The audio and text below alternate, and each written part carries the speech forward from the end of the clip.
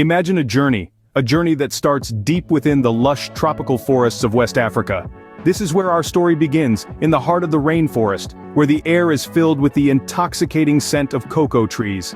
These are no ordinary trees. They hold within them the magic ingredient that makes our beloved chocolate, the cocoa bean. These cocoa trees are the unsung heroes of our tale, quietly growing under the tropical sun, their branches heavy with the precious fruit we so crave. They are carefully tended to by dedicated farmers who understand the rhythm of the seasons and the delicate balance of nature. These farmers, our stewards of sweetness, plant and harvest these cocoa trees with a deep respect for the land and a passion for their craft. The journey of the cocoa bean is a fascinating one. It begins as a tiny seed planted deep in the fertile soil of the rainforest. Slowly the seed sprouts, growing into a young tree, its branches reaching out towards the sky. Over the years, the tree matures, bearing fruit in the form of large pods. Inside these pods lie the precious cocoa beans, the heart of our story. The farmers carefully harvest these pods, taking care not to harm the tree. They open the pods to reveal the cocoa beans nestled inside, each one a promise of the sweet delight to come. These beans are then fermented and dried under the warm African sun, a process that brings out their unique flavor and aroma. This process, from seed to bean, is a labor of love. It requires patience, dedication, and a deep understanding of the cocoa tree and its environment. These farmers, our heroes, put their heart and soul into their work, nurturing each cocoa tree, harvesting each pod, and processing each bean with the utmost care. It takes a lot of hard work and dedication from our farmers to produce these little beans, the main ingredient of your favorite chocolate bar. Once harvested, the cocoa beans embark on a long journey to become the sweet delight we all love. Our story begins with the freshly harvested cocoa beans. These beans, still encased in their fruity pods, are scooped out and left to dry under the sun. This drying process, which generally takes about a week, allows the beans to develop their signature chocolatey flavor. It's a delicate process that requires fine weather and constant turning to ensure even drying. But the beans' journey doesn't end there. Next comes fermentation. This is a crucial step that transforms the raw beans into the base of the chocolate we know and love. The beans are gathered into heaps or boxes and left to ferment naturally.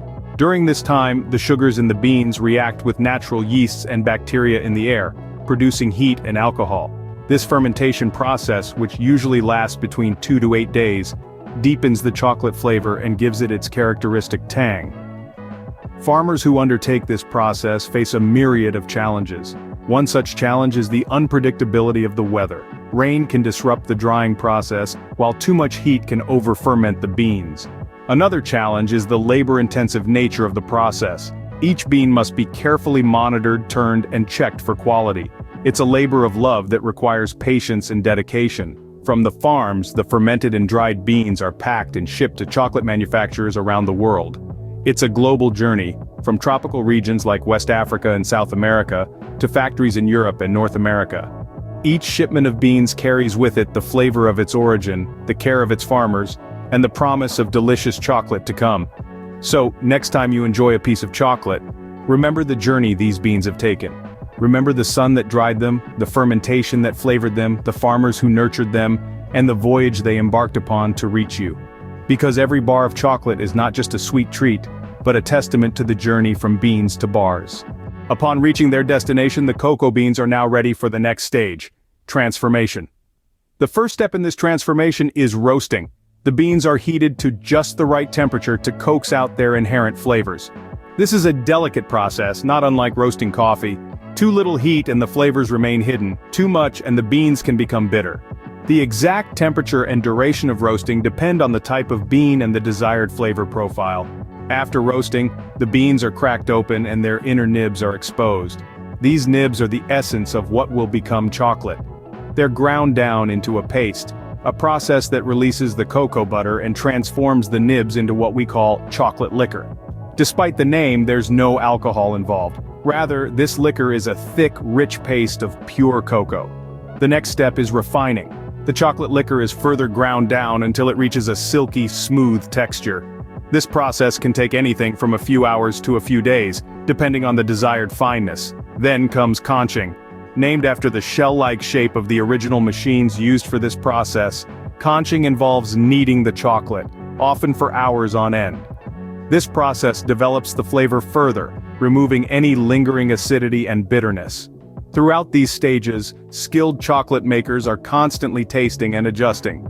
They might tweak the roast time, alter the grinding process, or adjust the conching time. It's a process that requires a keen sense of taste, a deep understanding of the beans, and a good deal of patience. Chocolate making is a craft that straddles the line between science and art. There's a scientific precision to the process, but there's also a creative element, a passion that drives chocolate makers to constantly strive for the perfect bar. The process of making chocolate is a real labor of love, a blend of science and art. But what about white chocolate? How does it fit into this picture, you might ask? Well, the creation of white chocolate is an interesting divergence from the usual chocolate making process.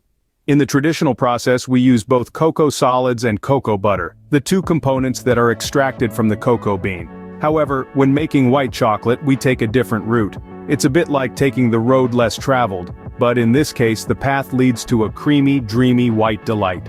Here's how it works. After the cocoa beans are harvested, fermented, dried, and roasted, they're cracked open to reveal the nibs, the heart of the cocoa bean. These nibs are then ground into a thick dark paste known as chocolate liquor. Now in the case of dark and milk chocolate, this liquor would be further processed. But for white chocolate we need only one component of the liquor, the cocoa butter. So the chocolate liquor is pressed, separating the cocoa solids from the cocoa butter. What we're left with is a pale yellow edible vegetable fat with a subtle chocolate flavor, the very essence of the cocoa bean. This cocoa butter then becomes the star of the show. It's mixed with other ingredients, predominantly sugar and milk. The sugar adds sweetness, while the milk gives white chocolate its creamy texture and flavor. Additional flavorings, like vanilla, are also often included to enhance the taste. The mixture is then refined and conched, just like in the traditional chocolate making process. The result?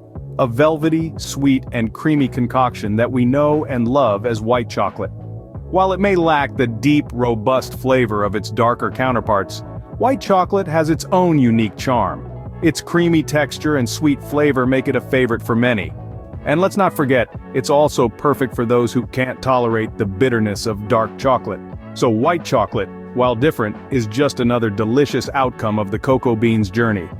And that, my friends, is the birth of white chocolate. The journey from cocoa bean to white chocolate bar is a long and fascinating one. Let's take a moment to appreciate this mesmerizing process that transforms a humble cocoa bean into the luscious white chocolate that we all relish. As we journeyed together, we discovered that each step in this process is crucial and holds its unique charm. It all begins the cocoa beans, which are farmed meticulously in the fertile lands of West Africa. The beans are then fermented and dried under the sun, a process that significantly contributes to the final flavor of our chocolate. This step reflects the immense patience and dedication of the farmers, whose hard work is the foundation of every chocolate bar we enjoy. From there, the beans embark on a voyage to factories where they are roasted to perfection, bringing out the rich, deep flavors hidden within. This roasting process is an art in itself, a delicate balance of time and temperature, transforming the beans into a state where they can finally reveal their true potential. Then comes the grinding process, turning roasted beans into a smooth paste. This stage is where the magic happens as the cocoa butter is separated, the key ingredient that gives white chocolate its unique texture and mouthfeel. Next, sugar, milk, and vanilla are added to the cocoa butter, creating the base for our white chocolate. This mixture is then conched, a process of continuous stirring and heating, which refines the texture and develops the flavor further. The white chocolate is then tempered and molded into the familiar bars we know and love. And voila! A cocoa bean has now transformed into a delicious white chocolate bar. This journey, though long and complex, is a testament to the artistry and dedication that goes into creating something so simple, yet so universally loved. Now that you know the incredible journey of a cocoa bean to a white chocolate bar, what other everyday items would you like to know the origin of? Don't forget to subscribe for more interesting facts about how things are made.